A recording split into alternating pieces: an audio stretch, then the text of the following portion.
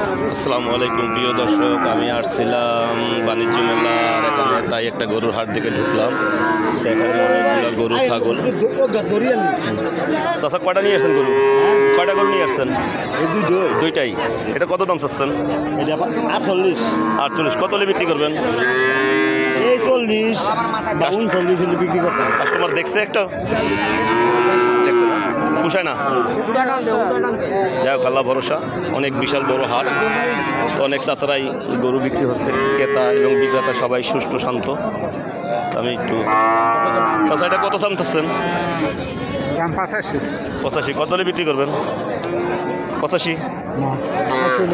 80 হলে বিক্রি করবেন। কাস্টমার দেখছে একজনও? দাম বলছে এরম? বলছে না? পুষায় না?